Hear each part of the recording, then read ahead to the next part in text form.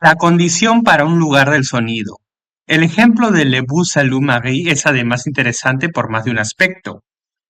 La regla que se ha impuesto en ella es la regla que se ha impuesto en ella el realizador, la regla que se ha impuesto en ella el realizador de no emplear más de dos pistas simultáneamente es una limitación personal que no crea sin más en el espectador la conciencia autónoma de dos pistas separadas.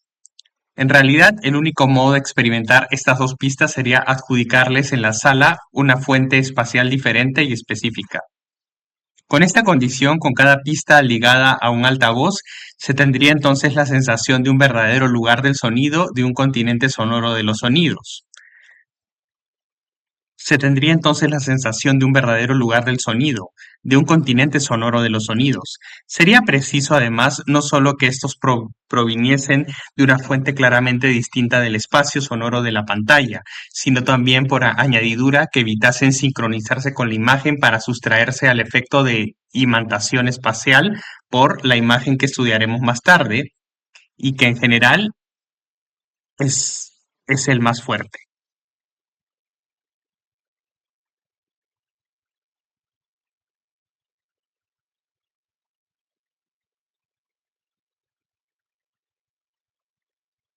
Unidades, pero no específicas. ¿Quiere esto decir que una banda de sonido fílmica constituye para la escucha un flujo sin cortes? De ningún modo, pues de todas maneras distinguimos en ella unas unidades, pero estas frases, ruidos, temas musicales, células sonoras, son exactamente del mismo tipo que en la experiencia corriente y se localizan en función de criterios específicos de los diferentes tipos de sonidos oídos. Si se trata, por ejemplo, de un diálogo, dividimos el flujo vocal en frases, palabras y por tanto en unidades lingüísticas. Si se trata de ruidos, realizamos un desglose perceptivo en sucesos sonoros, más fácil si se trata de sonidos aislados. En una música aislamos melodías, temas y células rítmicas según el grado de nuestra cultura musical. En resumen, funcionamos como de costumbre con unidades que no son específicamente cinematográficas y dependen totalmente del tipo de sonido y del nivel de escucha elegido, semántica, causal o reducida. Del mismo modo, si necesitamos aislar los sonidos unos de otros en su superposición y no en su sucesión, nos referimos para esto a una multitud de indicios y de niveles de escucha. Escucha causal, diferenciación en masa, en calidad acústica, etc. A partir de aquí puede explicarse que la unidad visual del piano, específicamente cinematográfica, sigue siendo con mucho la más imperativa y que el desglose sonoro se someta a ella ya se refiera.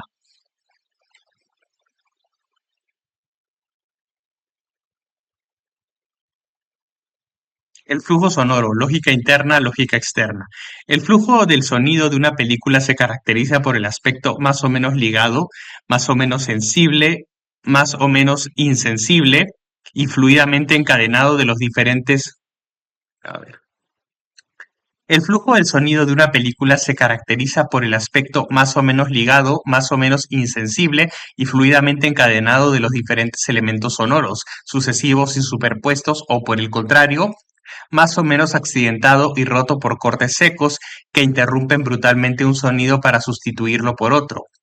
La impresión general del flujo sonoro, por otra parte, es consecuencia no de las características de montaje y de mezcla separadamente consideradas, sino del conjunto de los elementos. Jacques Tati, por ejemplo, utiliza efectos sonoros extremadamente puntuados y delimitados, realizados por separado y localizados en el tiempo, cuya simple sucesión daría una banda sonora fragmentada y espasmódica si no emplease para enlazar el conjunto unos elementos de ambiente continuo, por ejemplo, ambientes vocales, fantasmas, los juegos playeros en las vacaciones de Monsieur Hulot o los gritos propios de un mercado en Mi Tío, que sirven de lazo de unión y disimulan oportunamente las rupturas de flujo que se derivan inevitablemente de una elaboración muy fragmentada y puntual de los sonidos. Mm, Llamaremos lógica interna del encadenamiento audiovisual a un modo de encadenamiento de las imágenes y de los sonidos concebido para que parezca responder a un proceso orgánico flexible de desarrollo, de variación y de crecimiento que naciera de la situación misma y de los sentimientos que ésta inspira. La lógica interna privilegia, pues en el flujo sonoro, las modificaciones continuas y progresivas y no utiliza las rupturas sino cuando la situación lo sugiere. En cambio, se llamará lógica externa al material a la que acusa los efectos de discontinuidad y de ruptura en cuanto intervenciones externas al contenido representado, montaje que corta el hilo de una imagen o de un sonido, rupturas, arritmias, cambios bruscos de velocidad, etcétera. Películas como Madame de Ophulus, La Dolce Vita de Fellini o Hijos de un Dios Menor de Randa Hines adoptan una lógica interna. El sonido se dilata, desaparece, reaparece, se estrecha o se amplifica según procesos que parecen emanar de los personajes mismos, de sus afectos y de sus sensaciones, mientras que películas como Alien, el octavo pasajero de Scott M. DeLange o Nouvelle Vague de Godard recurren a una lógica externa con efectos marcados de encadenamientos y de rupturas. El empleo de la lógica externa no es forzosamente fuente de distanciamiento crítico, no es forzosamente fuente de distanciamiento crítico, como se sugiere a menudo a propósito de Godard. En Alien, por ejemplo, los numerosos episodios espasmódicos de la continuidad sonora, el flujo accidentado de la banda sonora y visual, característicos de la lógica externa, sirven para reforzar la tensión de las situaciones. Es cierto que se trata en este caso de un tema de ciencia ficción en el cual la retransmisión hertziana o telefónica con sus vicisitudes y sus cortes está presente como elemento concreto en el guión y justifica directamente muchos de estos efectos. Vemos a los personajes accionar conmutadores, iluminar pantallas y manejar consolas, comportándose pues ellos mismos como manipuladores de sonido y de imágenes. De manera general, el cine de acción moderno juega mucho con la lógica externa, pero en una película contemplativa como El miedo del portero ante el penalti de Wenders, la lógica externa se emplea también tanto en el sonido como en la imagen en relación con una voluntad muy diferente de escritura literaria y de fragmentación existencial en impresiones, en pequeños haikus sensoriales.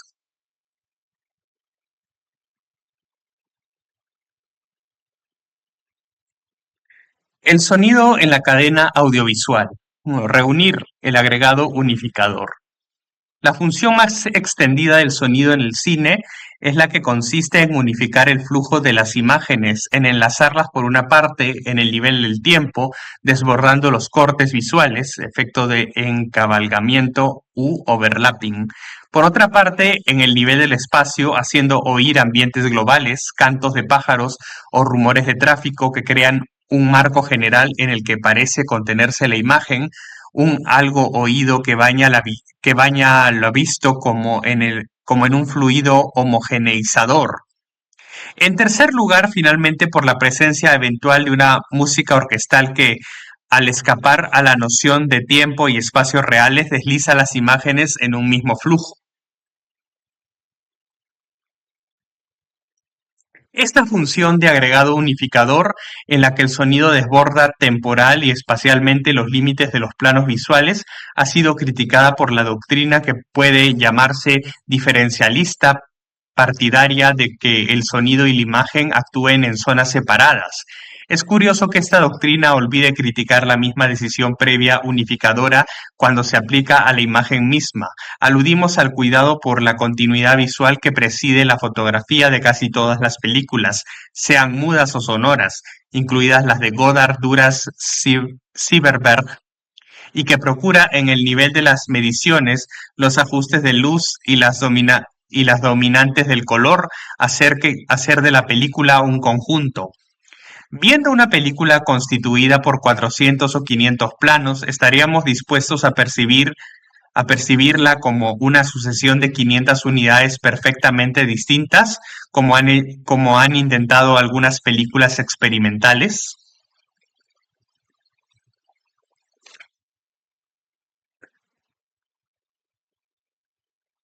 Puntuar.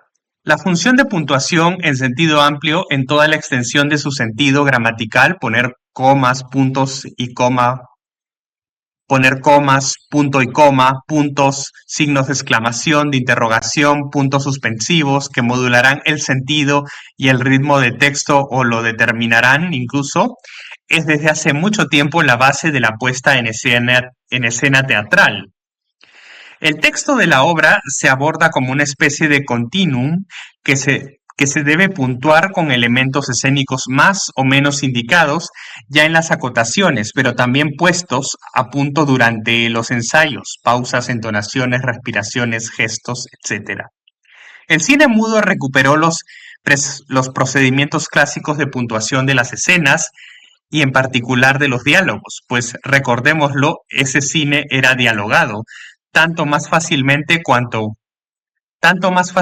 cuanto que tomaba muchos de sus procedimientos narrativos de la ópera, que practicaba una gran variedad de efectos musicales puntuadores, utilizando todos los recursos de la orquesta.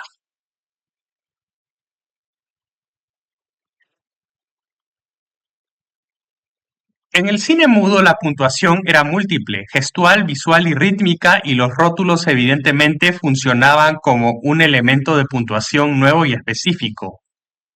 Más allá del texto escrito, el grafismo de sus caracteres, su eventual repetición, su dimensión en la imagen, constituían otros tantos medios de otorgar una cadencia a la película.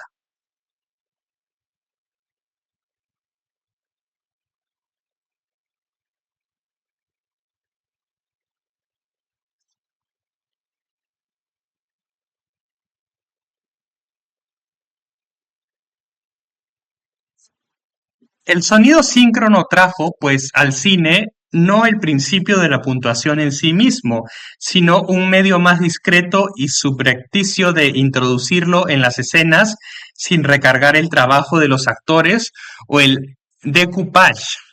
Un ladrido de perro en fuera de campo, un ladrido de perro en fuera de campo, un reloj de pared que suena en el decorado o un piano vecino son medios discretos para subrayar una palabra, dar cadencia a un diálogo o cerrar una escena.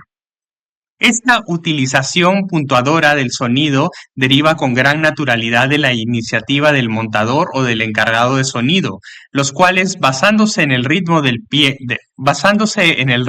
plano, la labor de los actores y el sentido general de la escena, deciden, a partir de los ruidos que se les proporcionan o que ellos eligen, el lugar en el que se colocará la puntuación sonora, a menos que el realizador, en un caso de protagonismo bastante raro, se ocupe él mismo de ello muy de cerca.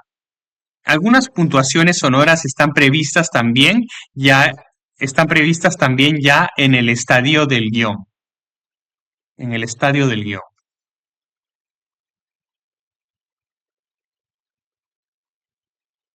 Naturalmente, la música en el cine puede desempeñar un papel eminentemente puntuador, papel que desempeñaba también en el cine mudo, pero más vagamente por razón del carácter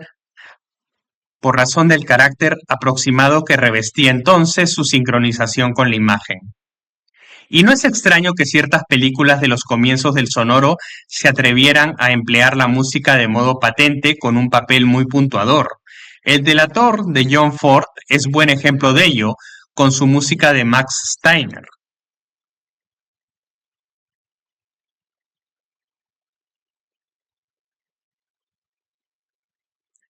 Puntuación simbólica mediante la música, el ejemplo de El delator.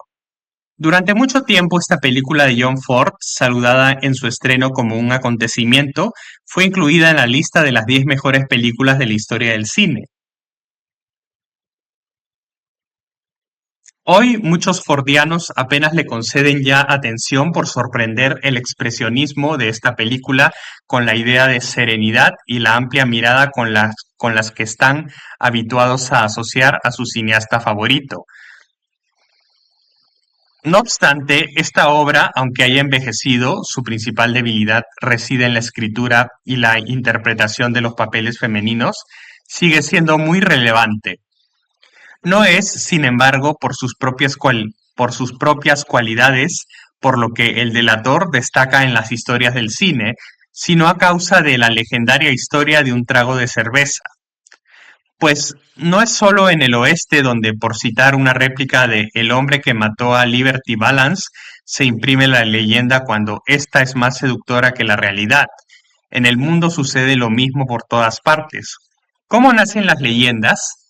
De una ausencia, de un hueco que se debe llenar. Solo se establecen cuando se les ha dejado espacio.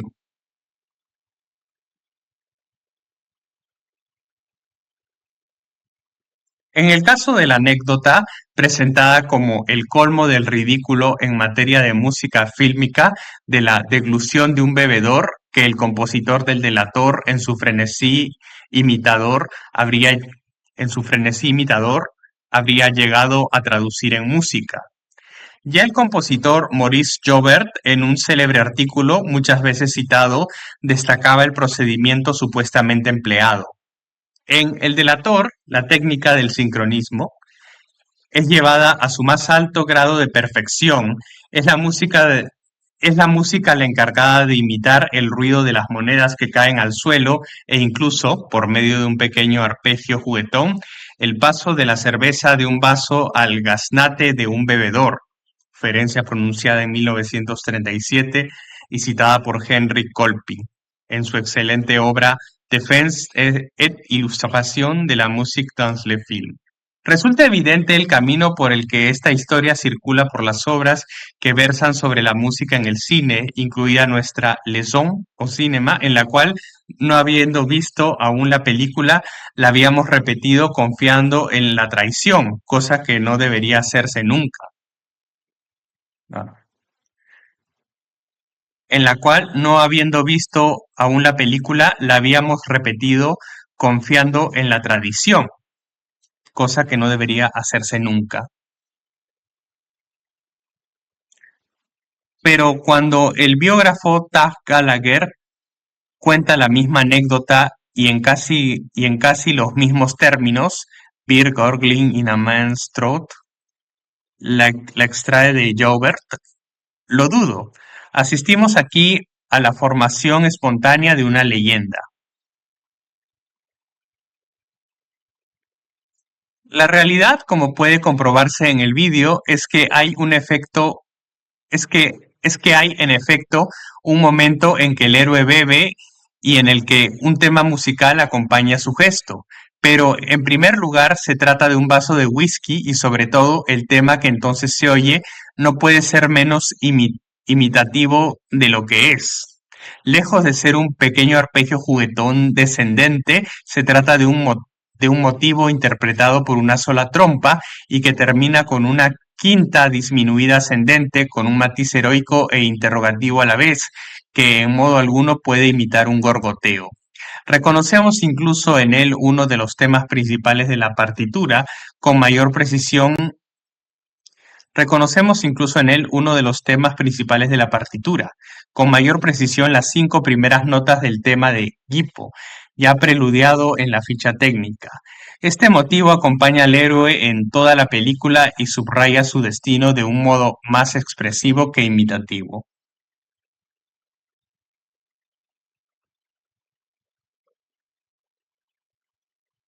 La partitura de Max Steiner para El delator se escribió en efecto según el principio que desde entonces dominará el 90% de la música cinematográfica, el de leitmotiv, en virtud del cual cada personaje clave o cada idea fuerza del relato están dotados de un tema que los caracteriza y constituye su ángel guardián musical. Aquí es principalmente el tema de Gibb, relativamente neutro en el plano expresivo, más bien enérgico y marcato. En su integridad tiene acentos de música popular irlandesa y el tema de Katie, la prostituta de buen corazón de la que está enamorado Gippo, que es por el contrario expresivo y legato. Más un motivo especial para el personaje simbólico del ciego, una fórmula quejumbrosa que evoca la expresión de lo vago y de lo informe en Debussy, y así sucesivamente sucediéndose estos temas en la orquesta en relación con las apariciones de los personajes y sufriendo transformaciones que reflejan las variaciones de su hábitat exterior y de su estado interior.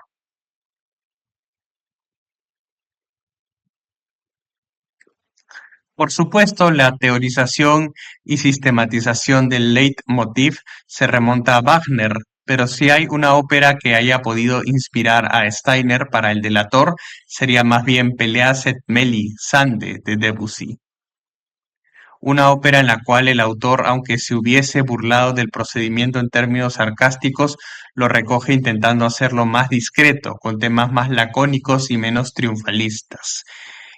Igualmente debussianos en El delator, como veremos más tarde, son la insistencia en los silencios y cierta estética de lo entrecortado, cuando la música se detiene y una palabra se inscribe en esta interrupción.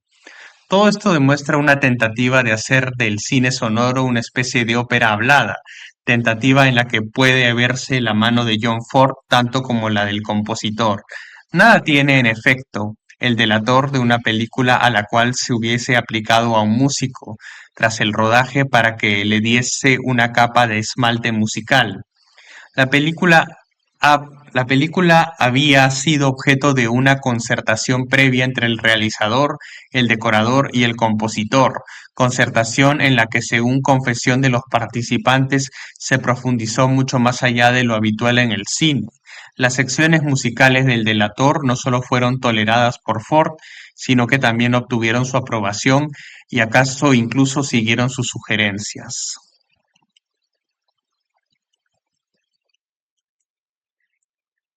La clave estilística de Informer es, en efecto, una voluntad de estilización y de expresión simbólica en el seno de un cine que, tras la llegada del sonoro, acababa de sufrir los ataques del naturalismo. Esta estilización persigue, evidentemente, recuperar el espíritu del mudo y realizar incluso algo de lo que para el cine mudo solo había sido un sueño. La puntuación por parte de la orquesta de ciertos gestos y de ciertas réplicas apunta, pues, a arrebatarle su carácter puramente realista y momentáneo para hacer de ellos elementos significativos en el seno de una escenificación global. De hecho, la música de Max Steiner en la película es muy poco imitativa de la materialidad inmediata de los acontecimientos, mucho menos en todo caso que la inmensa mayoría de las músicas para la pantalla, pasadas o actuales. No subraya el ruido de los elementos, el cierre de las puertas o las caídas de cuerpos, y cuando se hace oír sobre un gesto particular, su perfil intenta no imitar la forma de este. Por ejemplo, la escena a la que Jaubert aludía de memoria. Para situarla, recordemos que Gippo, un patán rechazado por su entorno, acaba de entregar a la policía a su amigo Frankie, un independentista irlandés acorralado, y de recibir el dinero correspondiente a su delación,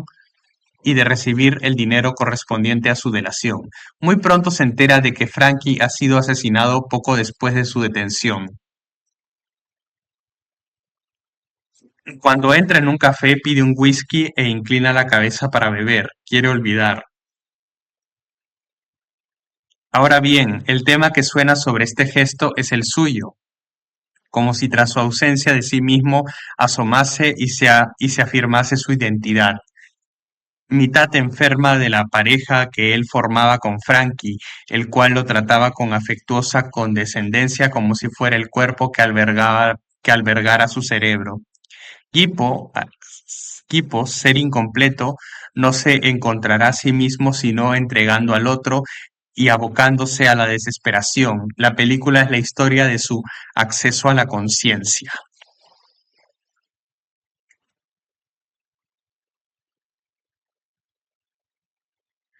Ya en Wagner, ciertos temas del tejido orquestal hacen aparecer el inconsciente del personaje, enunciando lo que él ignora de sí mismo. Por ejemplo, en el primer acto de la Valquiria, el motivo de la espada que actúa por mediación de la orquesta sobre el inconsciente de Sigmundo antes de que éste encuentre el arma en la cabaña en la que se ha refugiado. Todo el ambiente de la escena de la taberna en El delator tiene además cierto carácter de meditación, de agitación previa y de preludio que está muy cerca de este primer acto wagneriano, el cual presentaba ya un tejido musical muy brillante y de aspecto discontinuo, con interrupciones, repeticiones, silencios, etcétera. Pueden incluso considerarse ridículas las cuatro notas instrumentales que puntúan en sincronismo, las monedas que el camarero devuelve a Gipo, pero no hay que olvidar que ese dinero es la moneda de la traición, el dinero de Judas. La caída de las cuatro monedas es fatal, inicia una cuenta atrás que desembocará en la condena del delator. En efecto, sumando todas las cantidades repartidas a su alrededor por un guipo derrochador, es como los independentistas, al reconocer en ellas el total del dinero, verán confirmarse sus sospechas sobre él. Max Steiner no hace aquí sino repetir un procedimiento de expresividad simbólica de las acciones por la música que tiene numerosos ejemplos en la ópera.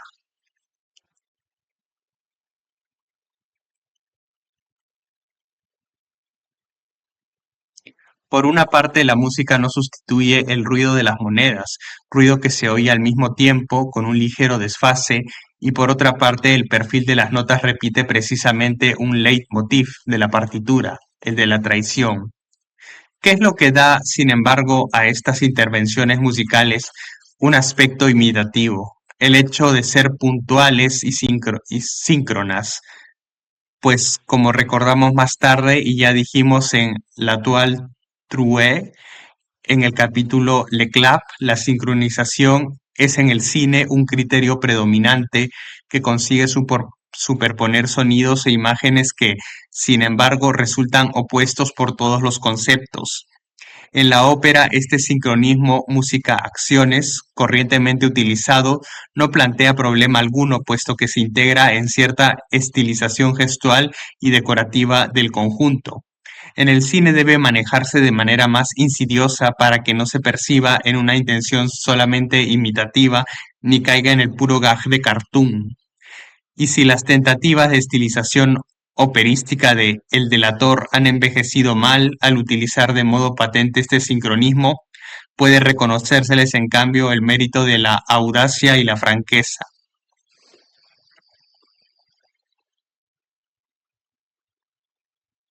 El cine, sin duda, es un arte realista en el cual se acepta una cierta estilización de modo distinto de modo distinto que en el escenario. Es cierto, por otra parte, que este arte realista, el cine sin duda es un arte realista en el cual se acepta una cierta estilización de modo distinto que en el escenario. Es cierto, por otra parte, que el cine sin duda, el cine sin duda es un arte realista en el cual se acepta una cierta estilización de modo distinto que en el escenario. Es cierto, por otra parte, que este arte realista no ha progresado sino por medio de infracciones de su propio principio y mediante demostraciones de irrealismo. ¿Cuál es la causa de la gran peculiaridad del empleo de la música en ciertas escenas de El delator, que le da una presencia que puede parecer fastidiosa? Es la manera en que se detiene, no se eclipsa con sigilo, como aprenderá a hacer más tarde, sino que se interrumpe brutalmente con el pie alzado, creando un silencio en el cual la réplica que sigue suena de modo diferente. Todo sucede entonces como si la música se designase a sí misma, deteniéndose y dando paso a la palabra. El cine posterior tenderá a evitar este efecto de paso, de relevo explícito y de puntuación evidente, sustituyéndolo por un modo de existencia más fluido y más integrado en la película, más constable e indistinto al mismo tiempo.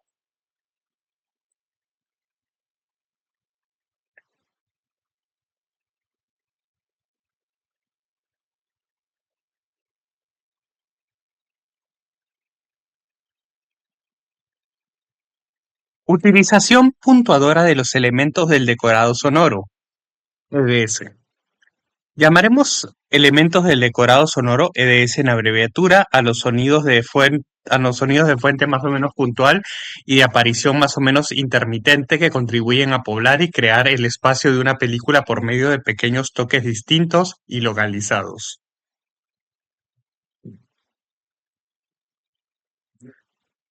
Por medio de pequeños toques distintos y localizados. Bueno. Un sonido típico del decorado sonoro es el ladrido lejano de un perro, el timbre del teléfono en el despacho vecino o la sirena de un coche de la policía.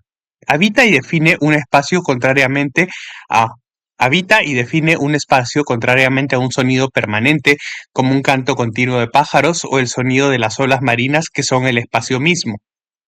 Aparte de su papel narrativo, establecer o recordar el marco de la acción y sus dimensiones, el elemento del decorado sonoro puede desempeñar también por la gracia del montaje un papel puntuador. La inteligencia de su distribución en el ritmo de la escena puede renovar y transfigurar completamente su empleo. Esta puntualidad de funciones nos recuerda que el análisis sonoro de la película debe tener siempre en cuenta una posible superdeterminación de los elementos, es decir, que uno de ellos puede tener sentido en varios niveles a la vez.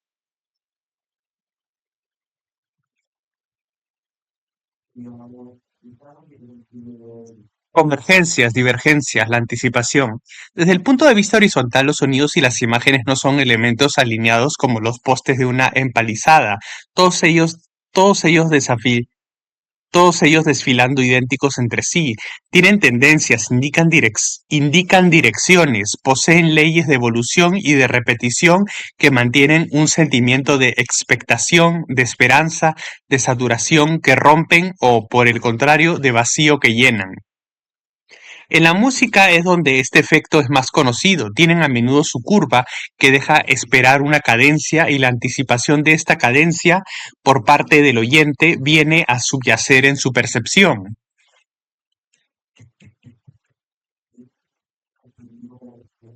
Del mismo modo, un movimiento de cámara, un ritmo sonoro o una evolución de uno de los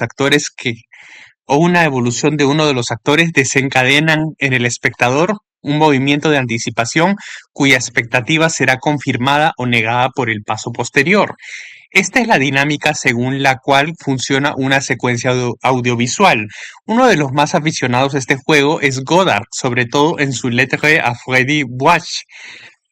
La música elegida para acompañar al conjunto de este video, el Bolero de Ravel, es una amplia curva melódica que prepara, pero difiere sin cesar, su cadencia como un orgasmo retenido, mientras que por parte el texto recitado por Godard busca sus palabras con un malicioso placer, con el fin de que se hagan esperar en la imagen constantes panorámicas Constantes constantes panorámicas dejan imaginar, al final de los trayectos que recorren por unos paisajes urbanos o bucólicos, no se sabe qué revelación.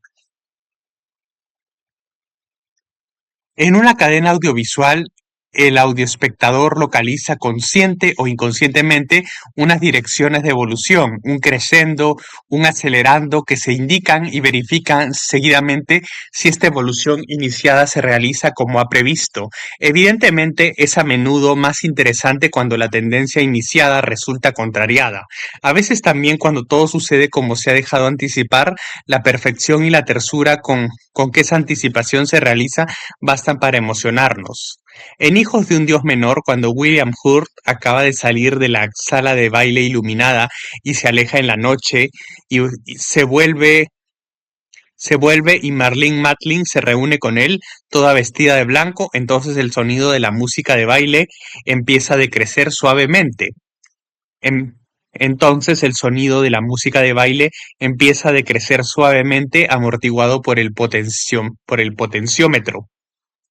El espectador anticipa conscientemente la reunión de los dos personajes y menos conscientemente la desaparición de la música sobre el encuentro de los dos amantes, así como el silencio que se produce cuando se tocan.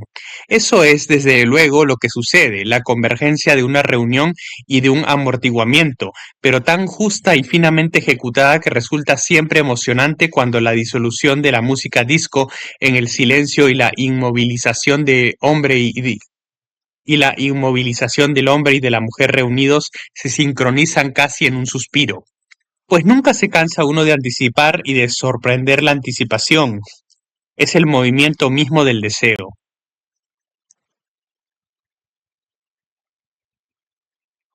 Separar el silencio. Es célebre, es célebre el aforismo de Bresson que nos recuerda que el cine sonoro ha aportado el silencio y esta fórmula ilumina una justa paradoja. Ha sido preciso que existan ruidos y voces para que sus ausencias e interrupciones profundicen en eso que se llama silencio, mientras que en el cine mudo todo, por el contrario, sugería ruidos. Sin embargo, este elemento cero, al menos lo parece, de la banda sonora que es el silencio, no es nada fácil de obtener, ni siquiera en el nivel técnico. No basta, en efecto, con interrumpir, no basta, en efecto, con interrumpir el flujo sonoro y poner en su lugar unos centímetros en blanco.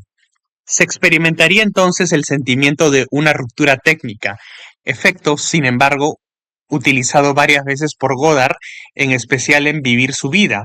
Cada lugar tiene su silencio específico y por eso durante una toma de sonido en exteriores, en estudio o en auditorium, se procura grabar unos segundos de silencio específico del lugar que servirán para los eventuales encadenados entre las réplicas y crearán el sentimiento buscado, que el marco de la acción sea temporalmente silencioso. No obstante, la impresión de silencio en una escena fílmica no es el simple efecto de una ausencia de ruido, no se produce sino cuando se introduce por medio de un contexto y una preparación, la cual consiste, en el más sencillo de los casos, en hacerlo proceder de una secuencia especialmente ruidosa. El silencio, dicho de otro modo, nunca es un vacío neutro, es el negativo de un sonido que se ha oído antes o que se imagina, es el producto de un contraste.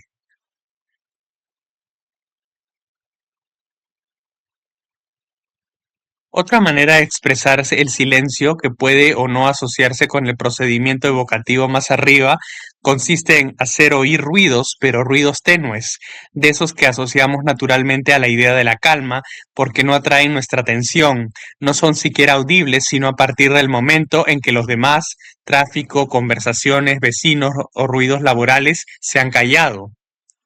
Por ejemplo, cuando oímos el tic-tac de un despertador.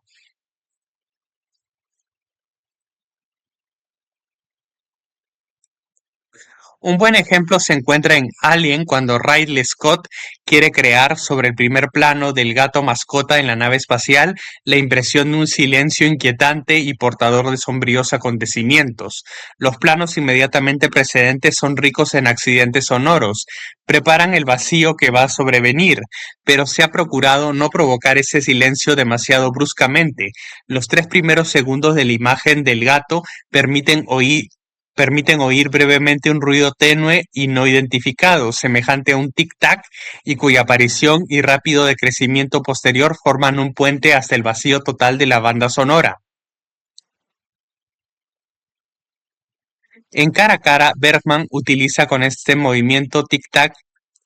En Cara a Cara, Bergman utiliza con este Ber- En Cara a Cara, Bergman utiliza con este mismo tic-tac el procedimiento inverso. Su personaje es una mujer en pleno periodo depresivo. En un momento, en un momento dado la vemos en su casa preparándose para acostarse y luego meciéndose en la cama. Instantáneamente el ruido del despertador que vemos sobre su mesita de noche, que hasta entonces ha pasado desapercibido, se intensifica y se hace más fuerte. Se tiene entonces paradójicamente la angustiosa impresión del silencio en un grado tanto mayor cuanto más intenso y estridente resuena ese sonido. En un grado tanto mayor cuanto más intenso y estridente resuena ese sonido, que es lo único que emerge de él, subrayado por el vacío de los demás ruidos y destacando a su vez ese vacío de una manera horrible.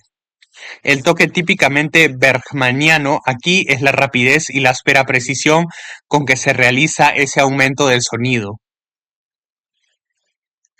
Los demás ruidos utilizados en el cine como sinónimos del silencio son los sonidos lejanos producidos por animales, los relojes de pared en una habitación cercana, los roces y los ruidos que sugieren intimidad y proximidad. Curiosamente también un toque de discreta reverberación alrededor de sonidos aislados, por ejemplo pasos en una calle, puede reforzar este sentimiento de vacío y de silencio. Tal reverberación no puede percibirse efectivamente cuando otros ruidos, por ejemplo, del tráfico diurno, se dejan oír al mismo tiempo. El punto de sincronización, la síncresis. Definición. Un punto de sincronización es, en una cadena audiovisual, un momento relevante de encuentro síncrono entre un instante sonoro y un instante visual. Un punto en el que el efecto de síncresis, véase más adelante, está más acentuado, como un acorde musical más afirmado y más simultáneo que los demás en una melodía.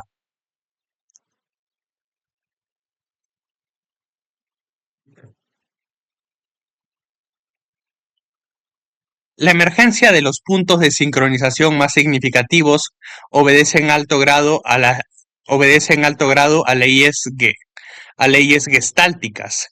Así, un punto de sincronización emerge a veces más especialmente en una secuencia, como doble ruptura inesperada y síncrona en el flujo audiovisual, cortes cut-cut del sonido y de la imagen característicos de la lógica externa, frecuentes por ejemplo en Alien,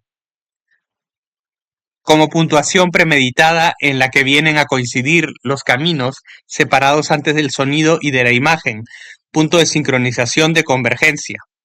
Por su simple carácter físico, por ejemplo, cuando el punto de sincronización recae en un primer plano que crea un efecto de fortísimo visual, o cuyo sonido tiene más volumen sonoro que los demás,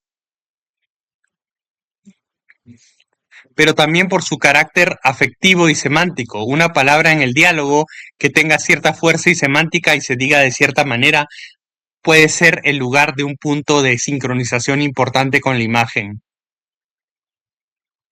Un punto de sincronización puede ser el encuentro de elementos de naturaleza muy variable, por ejemplo, de un corte visual de la imagen con una palabra o con un grupo de palabras especialmente destacadas en el comentario de la voz en off. En Lettre à Freddy Blanche de Godard son varios encuentros entre cortes de plano en la imagen y finales de frase en la voz que constituyen los PDS, puntos de sincronización principales sobre los cuales se estructura toda la película basándose en la palabra arco. El punto de sincronización es, en efecto, el lugar en el que el arco audiovisual toca el suelo y se eleva de nuevo. Naturalmente, estos puntos de sincronización tienen siempre un sentido en relación con el contenido de la escena y la dinámica de la película en general. Asimismo, son ellos los que imponen a la cadena audiovisual su fraseo, como pueden imponerlo en una secuencia musical los acordes simultáneos o las cadencias. En una palabra, los encuentros verticales entre elementos. Se da también el caso particular de lo que podría llamarse punto de sincronización evitado.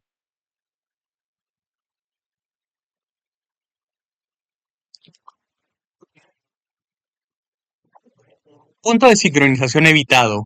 En efecto, de igual modo que en la música clásica occidental, existe lo que se llama cadencias evitadas, es decir, cadencias que por la inflexión melódica y la progresión armónica se procura anticipar antes de eludirlas súbitamente.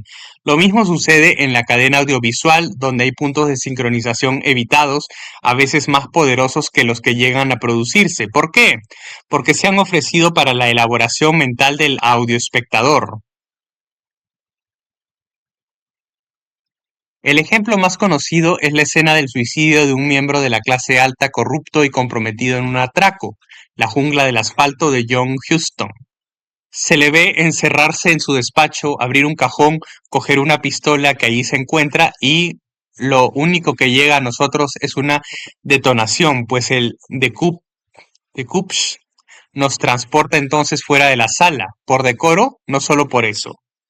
En Je vous salue Marie, Godard siembra el principio de su película de PDS evitados cuando nos hace oír sonidos repetidos de pluf, y en la imagen no vemos sino la superficie de un lago agitado por las ondas producidas por la caída, dejando fuera de campo el lugar del impacto y el objeto que cae. Se oye pues la causa en el sonido, mientras que las consecuencias se manifiestan en la imagen.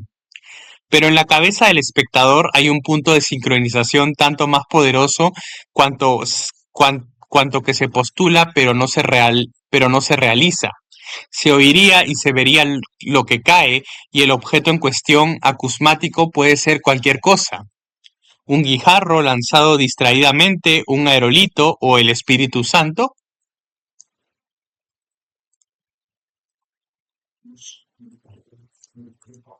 El golpe, símbolo del punto de sincronización. En la realidad, un puñetazo, aunque haga daño, no produce necesariamente ruido, mientras que en una audioimagen de cine o de televisión, el ruido del impacto es casi obligatorio.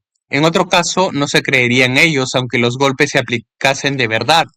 Estos van acompañados, pues, casi sistemáticamente de ruido.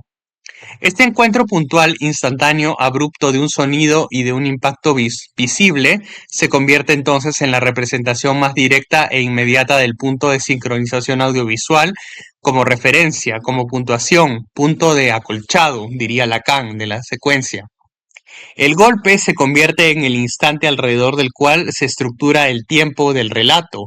Antes se piensa, se anuncia, se presiente, luego se sufren sus vibraciones y se afrontan sus resonantes efectos. Es el punto audiovisual hacia el que converge todo, a partir del cual las cosas se difuminan, y es también en la audioimagen expresión privilegiada de la instantaneidad. Abandonada a sí misma, en efecto, la imagen ultrabreve del golpe no se fija en la memoria, queda como perdida, mientras que un sonido ultrabreve, pero bien definido, tiene el privilegio de fijar directamente su forma y su timbre en la conciencia, en la que se repite como eco.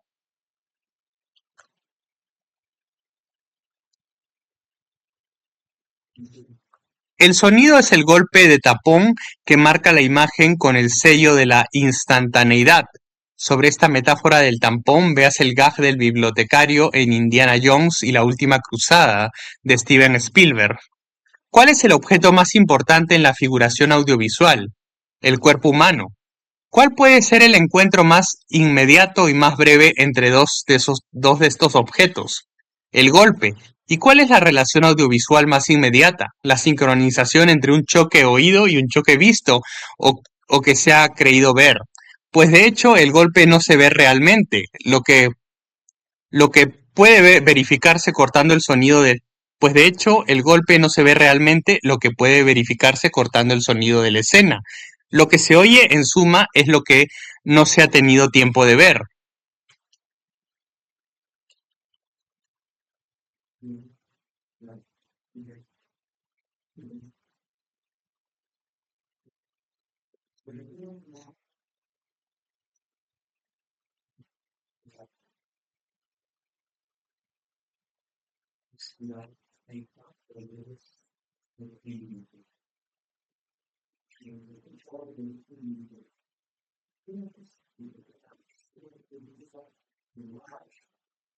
PDS, acentuados y elasticidad temporal. A este esquema ya presenta en el cine de imágenes reales y en especial de todas las películas de lucha y de artes marciales, los dibujos animados japoneses difundidos por la televisión tienen la característica favorecida, favorecida incluso por favorecida incluso por su rudimentaria animación, de añadir algo más: un análisis del movimiento, como en las célebres fotos de Muybridge o Mary, que están en el origen del cine, el empleo del ralenti y la radical estilización del tiempo, procedimientos que se inspiran en las ralentizaciones y paradas de imagen de las retransmisiones deportivas, pero también extraídas directamente de las historietas japonesas o mangas. De algún modo, en estas aventuras someramente dibujadas, el punto de sincronización constituido por el golpe, ese punto de conexión, de vínculo entre continuidad sonora y continuidad visual, es lo que permite que alrededor de él el tiempo se dilate, se pliegue, se tense, se estire o, por el contrario, se entreabra como un tejido.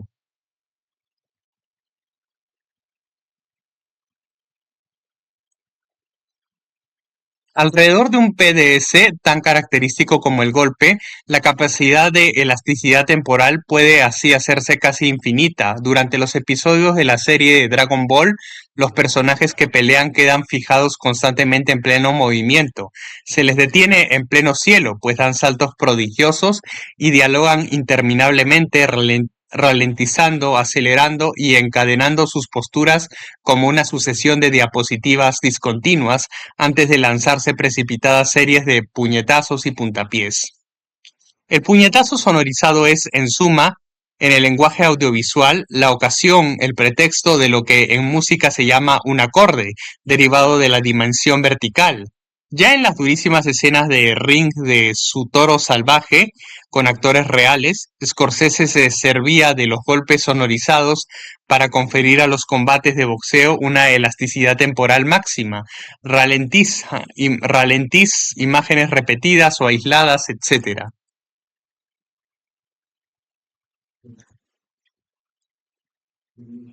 Lo paradójico del asunto es que esta elasticidad temporal era, sobre todo al principio, propia del cine mudo, dado que este último no tenía que doblarse punto por punto y segundo por segundo mediante sonido síncrono, de ahí su facilidad para dilatar el tiempo o contraerlo.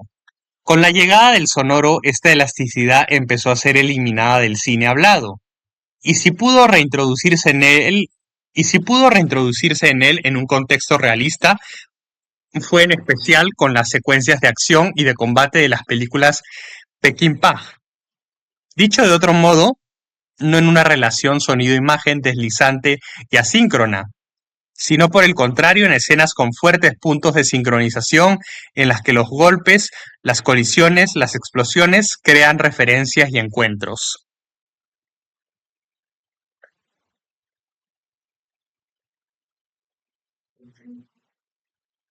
El resorte de la sincronización, la síncresis.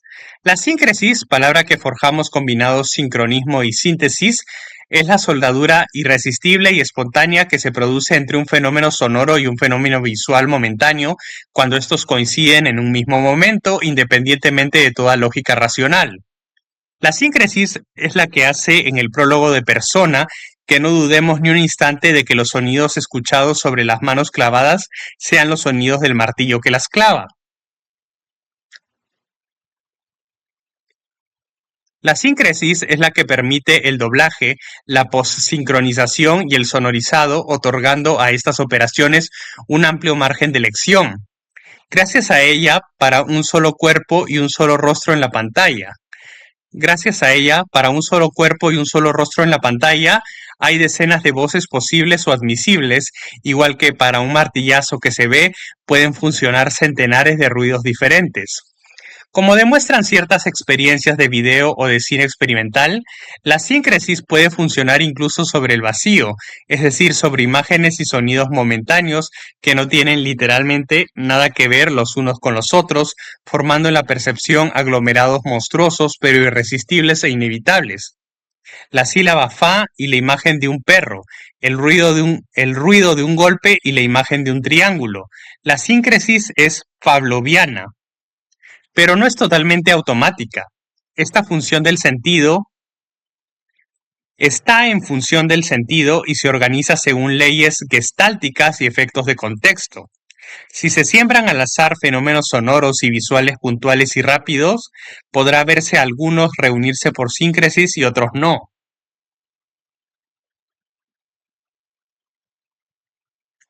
La secuencia se frasea La secuencia se frasea ella sola en razón de fenómenos de refuerzo, de buena forma que no obedecen a una ley sencilla. A veces esta lógica es evidente.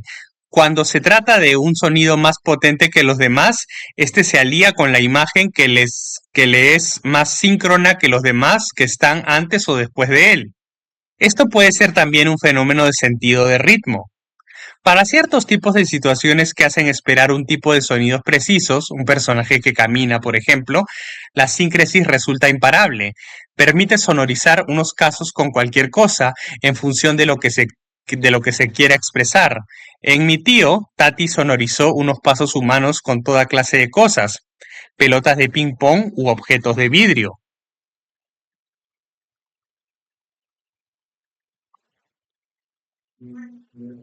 El efecto de síncresis es evidentemente susceptible de verse de verse influido, reforzado y orientado por los hábitos culturales, pero al mismo tiempo tiene muy probablemente, lo demuestran las experiencias límite de Gary Hill, una base innata.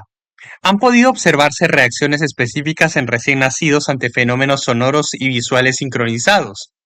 El modesto fenómeno de la síncresis, modesto por humilde y cotidiano, sin relieve particular, es el que abre las puertas del cine sonoro.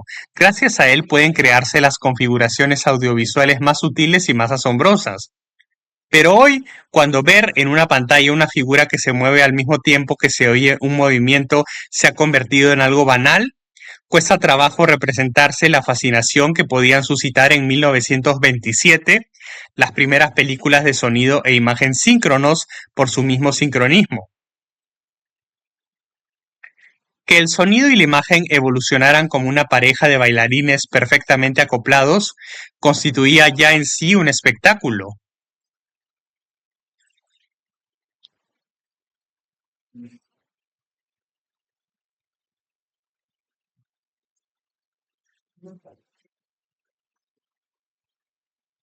Lo atestiguan los textos escritos sobre el tema en aquella época, y también las películas que, especialmente cuando eran musicales, exaltaban el sincronismo como tal, mostrando a violinistas o instrumentistas de banjo, cada uno de cuyos gestos en la imagen desencadenaba una nota distinta.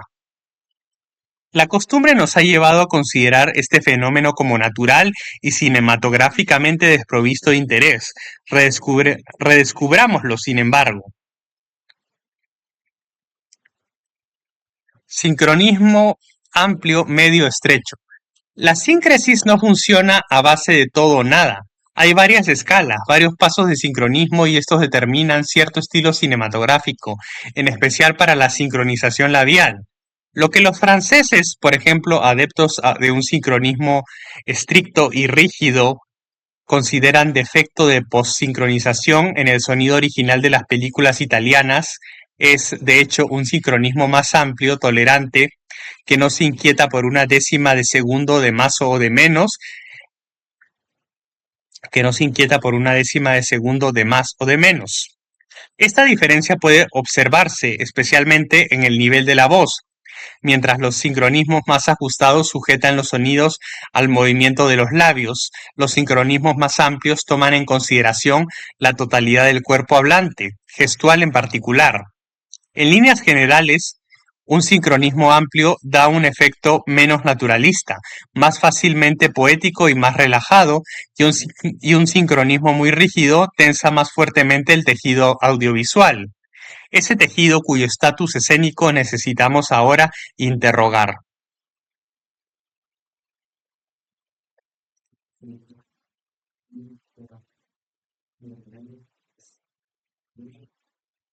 La escena audiovisual. Hay una escena sonora, la imagen es el marco. ¿Por qué se habla en el cine de la imagen en singular cuando ¿por qué se habla en el cine de la imagen en singular cuando en una película hay millares o si se cuentan por planos varios centenares y cuando estas imágenes se transforman sin cesar? Porque aunque hubiese millones en la película, no hay para contenerlas más que un solo marco. Lo que se designa con la palabra imagen en el cine es de hecho no el contenido, sino el continente, es el marco. Este marco, que puede incluso ser negro y permanecer vacío durante unos segundos, como ocurre en numerosas películas, Le Plaisir de Ophuls, Laura de Preminger, o incluso durante unos minutos en algunas experiencias extremas, L'Homme Atlantique de Marguerite Duras, sigue siendo perceptible para el espectador presente para él, como lugar de proyección delimitado y visible, con sus cuatro lados.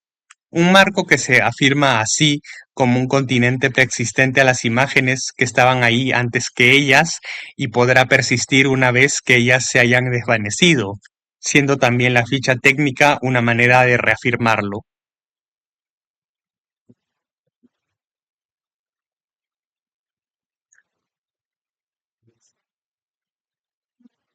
Este marco preexistente no es exactamente aquel sobre el que se inclinaron en especial Pascal Bonitzer y Jacques Saumont, confrontándolo con el de la pintura.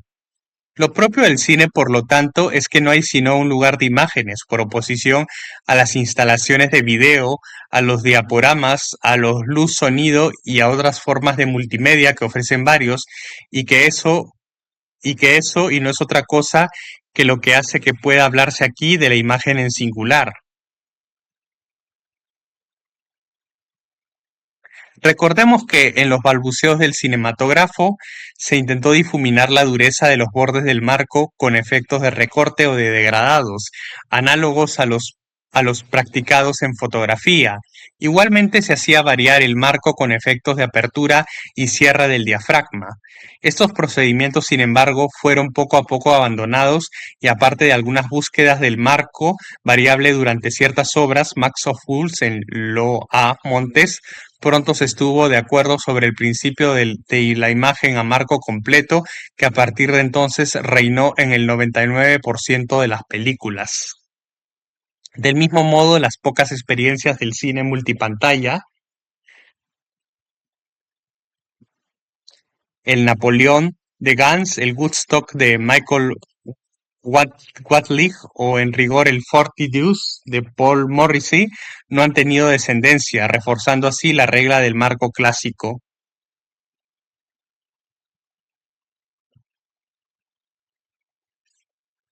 No hay continente sonoro de los sonidos. ¿Qué sucede en comparación con el sonido? ¿Qué sucede en comparación con el sonido? Pues todo lo contrario. Para él no hay ni marco ni continente preexistente. Pueden añadirse además tantos sonidos como se quiera simultáneamente unos a otros hasta el infinito sin encontrar límites. Por añadidura, estos sonidos se sitúan en diferentes niveles de realidad, entre la música de acompañamiento convencional, por ejemplo, que es off, y el diálogo sincronizado, que es diegético, mientras que el marco visual solo se sitúa casi siempre en uno de estos niveles a la vez. En el cine, pues, no hay continente sonoro de los sonidos ni cosa análoga. Para ellos a a ese continente visual de las imágenes que es el marco.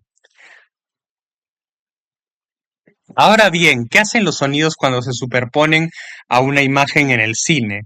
Se disponen en realidad con el marco visual y su contenido, quedando unos englobados en cuanto in y síncronos, otros merodeando en la superficie y por los bordes, como fuera de campo y algunos otros además claramente situados fuera de la diégesis, en un foso de orquesta imaginario, la música off, o sobre una especie de palco, el de las voces en off.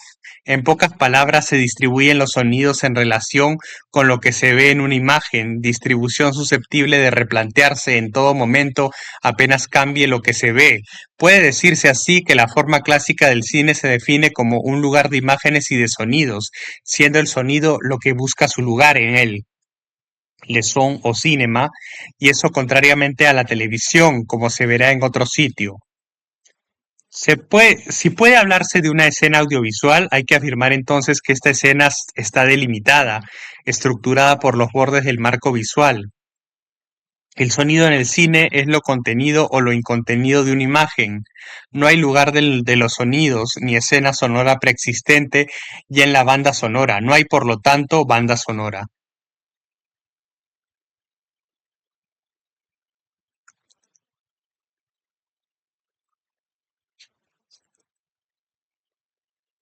En el marco clásico del cine monopista, sin embargo, una película tan particular como Othon de Jean-Marie Straub y Daniel Juillet, del cual se interpreta una tragedia romana de Corneille en los lugares de la acción, hoy en exteriores, mostraba en 1969 lo que podría ser una escena sonora o dicho de otro modo, un continente sonoro de los sonidos.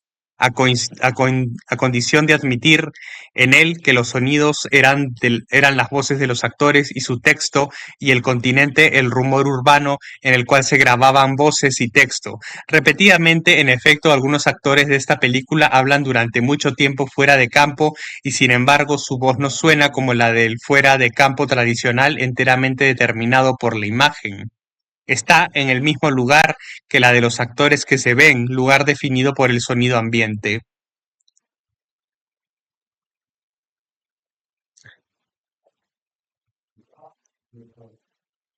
En el mismo efecto, más evasivo, aparece en una película contemporánea de la anterior, como La Religieuse de Jacques Rivette, en la que la reverberación alrededor de las voces, emanada de un sonido directo como en Straub y Huillet, desempeña para estas el mismo papel de revestimiento y de homogeneización, de inscripción de un lugar, representado en Otón por la argamasa del tráfico urbano.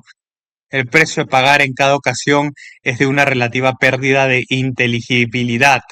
De manera general, ciertos efectos de firma espacial del sonido, como dice el investigador americano Rick Altman, que los ha estudiado y puesto de relieve especialmente, son susceptibles, en ciertas condiciones, de erigir en el cine el estrado de una escena sonora.